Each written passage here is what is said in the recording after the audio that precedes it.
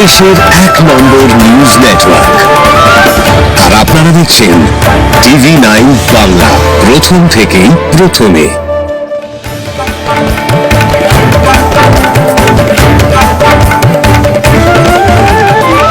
রুস্তম আলীর হৃদয়ঘটিত যুদ্ধে আশার আলো খুঁজছে শাল্যগ্রাম। খুলনা বিভাগীয় প্রধান মোহাম্মদ জামাল উদ্দিনের বিশেষ প্রতিবেদনে। সাতক্ষীরার ব্রহ্মরাজপুর ইউনিয়নের ১ নম্বর ওয়ার্ডের শাল্যগ্রামের একজন শ্রদ্ধাভাজন, নির্লোভ ও পরোপকারী মানুষ রুস্তম আলী। তার জীবনের পথ চলা বহু বছর ধরে এক অনন্য দৃষ্টান্ত। কিন্তু আজ এই নিঃস্বার্থ মানুষটি জীবন মৃত্যুর সন্ধিক্ষণে দাঁড়িয়ে। গত ২ আগস্ট ২০২৫ শনিবার সকালবেলায় হঠাৎ হৃদরোগে আক্রান্ত হন রুস্তম আলী। স্থানীয় লোকজনের তাৎক্ষণিক সহযোগিতায় তাকে সাতক্ষীরা হার্ট ফাউন্ডেশন হাসপাতালে ভর্তি করা হয়। বর্তমানে তিনি সেখানে চিকিৎসাধীন অবস্থায় আছেন এবং চিকিৎসকরা নিবিড় পর্যবেক্ষণে রেখেছেন তাকে। গ্রামের মানুষের হৃদয়ে রুস্তম আলীর স্থান অনন্য।